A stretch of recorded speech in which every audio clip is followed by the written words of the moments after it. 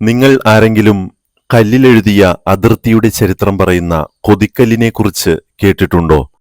പഴയ കൊച്ചി തിരുവിതാംകൂർ നാട്ടുരാജ്യങ്ങളെ തമ്മിൽ വേർതിരിക്കുന്ന കൊതിക്കല്ലുകൾ സ്ഥാപിച്ചിരിക്കുന്ന സ്ഥലത്ത് ഞങ്ങൾ ആകസ്മികമായി എത്തുകയുണ്ടായി.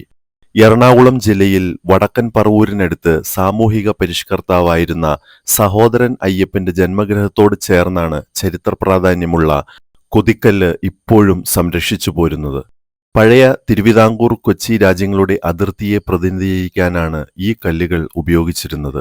നൂറ്റാണ്ടുകൾ പഴക്കമുള്ള ഈ കല്ലുകളിൽ കൊച്ചിയെ പ്രതിനിധീകരിക്കുന്ന ഒരു വശത്ത് കോ എന്ന മലയാള അക്ഷരവും മറുവശത്ത് തിരുവിതാംകൂറിനെ സൂചിപ്പിക്കുന്ന തീയും കൊത്തിവച്ചിരിക്കുന്നു.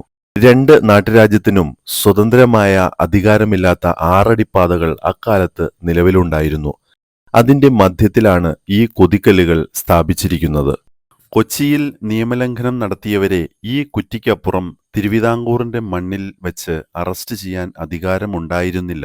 അരി പോലും അതിർത്തി വിട്ട് കടത്തിയാൽ ചുങ്കം അടയ്ക്കണം. അതിനായി ചെക്ക് പോസ്റ്റുകളും ഉണ്ടായിരുന്നു. കൊച്ചിക്കാരായും തിരുവിതാംകൂറുകാരായും ഈ അതിർത്തിക്കുറ്റികൾക്കപ്പുറത്ത് കഴിഞ്ഞ കാലം തിരുക്കൊച്ചി സംയോജനം വന്നതോടെയാണ് അവസാനിച്ചത്.